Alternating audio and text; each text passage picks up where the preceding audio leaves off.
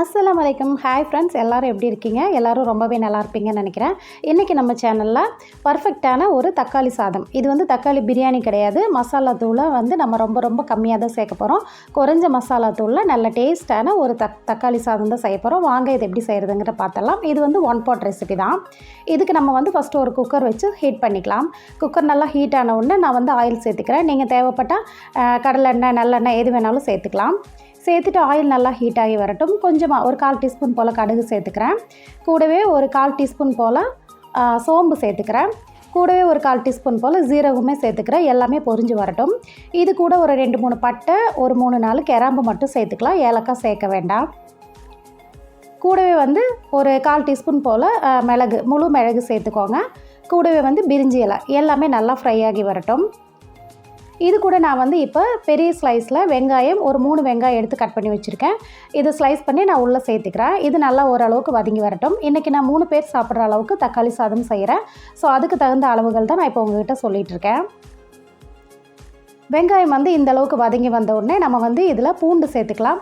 நான் ஒரு 10லேருந்து 12 பல் பூண்டு எடுத்திருக்கேன். அதை வந்து இடித்து சேர்த்துருக்கேன். மிக்ஸி ஜாரில் சேர்த்து நல்லா அரைக்க வேண்டாம். அதே மாதிரி இதுக்கு வந்து பூண்டு மட்டுமே போதும். பூண்டோட ஃப்ளேவரே உங்களுக்கு நல்லாயிருக்கும். இஞ்சி சேர்க்க தேவையில்லை. அந்த பூண்டு வந்து அந்த ஆயிலில் நல்லாவே வந்து உங்களுக்கு ஃப்ரை ஆகி வரணும்.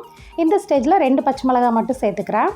சேர்த்துட்டு அதையும் சேர்த்து மிக்ஸ் பண்ணி விடுங்க. கூடவே நான் ஒரு 5 நல்ல பழுத்த தக்காளி பழம் எடுத்துருக்கேன். மீடியம் சைஸில் நல்லா ஸ்லைஸ் பண்ணி வச்சுருக்கேன். அதையுமே உள்ளே சேர்த்து நான் வதக்கி விட்டுக்கிறேன். தக்காளி பழம் வந்து நல்லா பழுத்து இருக்கணும், நல்லா கலராகவும் இருக்கணும். நம்ம வந்து இன்றைக்கி நார்மல் மிளகாத்தூள் தான் சேர்க்க போகிறோம். காஷ்மீரி மிளகாத்தூளெல்லாம் எதுவும் சேர்க்கல. நீங்கள் ரெட் கலராக வேணும்னா நீங்கள் அந்த மாதிரி மிளகாத்தூள் சேர்த்துக்கோங்க. இப்போ மசாலா தூள் வந்து நம்ம சேர்த்துக்கலாம். ஒரு 1/4 டீஸ்பூன் போல் மஞ்சத்தூள், காரத்துக்கு ஒரு 3/4 டேபிள் ஸ்பூன் போல் மிளகாத்தூள் சேர்த்துருக்கேன். கூடவே 1/2 டீஸ்பூன் போல் மல்லித்தூள் சேர்த்துருக்கேன். அவ்வளோதான். இது 3 மட்டும் போதும். அதையும் சேர்த்துட்டு நல்லா பச்சை வாசனை போகிற வரைக்கும் நல்லாவே வதக்கி விட்டுருங்க. இது கூட இந்த ரெசிபிக்கு தேவையான அளவு உப்பை நம்ம சேர்த்துக்கலாம். சேர்த்துட்டு நல்லாவே மிக்ஸ் பண்ணி விட்டுக்கலாம். உங்களுக்கு வந்து அந்த தக்காளி நல்லா வதங்கி நல்லா மேஷ் ஆகி வரணும். இந்த ஸ்டேஜில் கொஞ்சமாக மல்லி இலையுமே சேர்த்து நல்லா மிக்ஸ் பண்ணி விட்டுக்கிறேன்.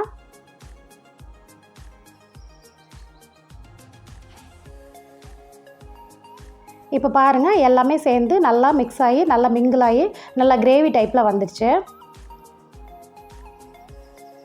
இந்த டயத்தில் நான் வந்துட்டு நார்மல் ரைஸ் தான் எடுத்திருக்கேன். 1/2 மணி நேரம் ஊற வச்சு நல்லா தண்ணியை வடித்து வச்சுருக்கேன். அந்த ரைஸை நம்ம தண்ணி இல்லாமல் உள்ளே சேர்த்துக்கலாம்.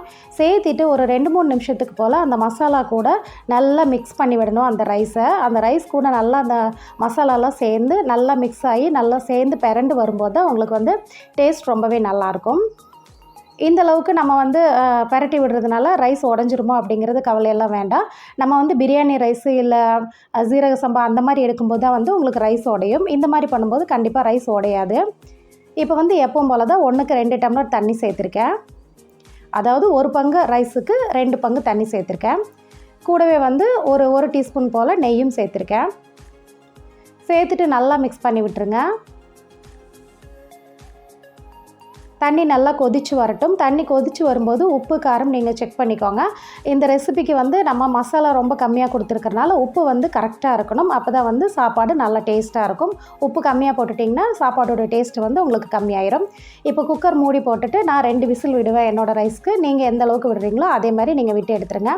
அவ்வளோதாங்க. நல்லா பொலன்னு சூப்பராக நல்லா கமகமன்னு வாசனையோட உங்களுக்கு பர்ஃபெக்டான தக்காளி சாதம் ரெடி ஆகிடுச்சு. இது கூடவே நம்ம பாயில்டு எக்கு, தயிர் பச்சடி இல்லைனா ஆம்லெட் அந்த மாதிரி வச்சு சாப்பிடும்போது ரொம்பவே நல்லாயிருக்கும். லஞ்ச் பாக்ஸுக்கு கொடுத்து விட்றதுக்கு நல்ல பர்ஃபெக்டான ரைஸ் இது. கண்டிப்பாக ட்ரை பண்ணி பாருங்கள் ஃப்ரெண்ட்ஸ். நல்லா டேஸ்ட்டாக இருக்கும், மைல்டாகவும் இருக்கும். இந்த ரெசிபி பிடிச்சிருந்ததுன்னா கண்டிப்பாக ஒரு லைக் கொடுத்துருங்க. நம்ம சேனல் ஆஹா வேர்ல்டை புதுசாக பார்க்குறவங்க நம்ம சேனலை சப்ஸ்கிரைப் பண்ணுங்கள். இதே மாதிரி ஒரு ஈஸியான டேஸ்டியான ரெசிபியோட சீக்கிரமாகவே எல்லோரையும் மீட் பண்ணுறேன். தேங்க்ஸ் ஃபார் வாட்சிங்.